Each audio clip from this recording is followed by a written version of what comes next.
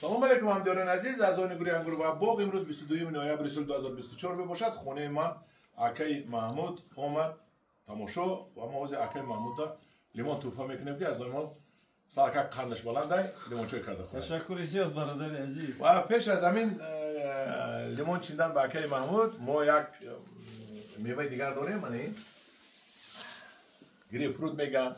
من اینجا ببینید یک چه چینما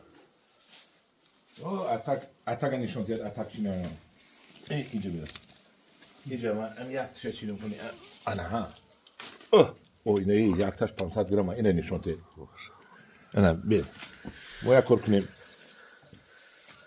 بسم الله الرحمن الرحیم یک کار کنیم قطعه اکی محمود بینیم کنی چند قصاب داره همین بسم الله الرحمن الرحیم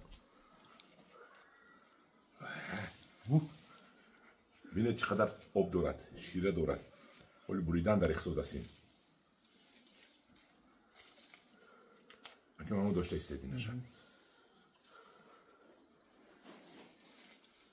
بیا کار کنید. الان نشون شد هم جیسته شیره شو بینید.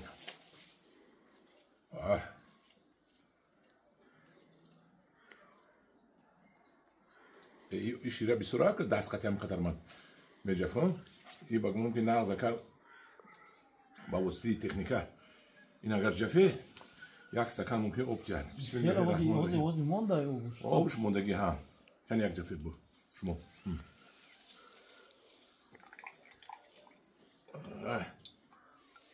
علاقه دهنم آب شد. دیده. بسم الله الرحمن الرحیم کنیم ببینیم چقدر. بسم الله. نیم زیادش مونده. اگر این ترشی بد می بود لیمون قطعی من البته میکردم لیمون ترشو لیکن راحت میکنه خدا خواهد من صاحبی پرنیک شوم اگر صاحبی یعنی گرمخانه شوم البته داخلی گرمخانه من این رو تک پیوندش رو آورده زیاد کرده به شما دسترس میکنم و در خانه هایتانم شما راحت کرده همین آب همین میوه را می نوشید.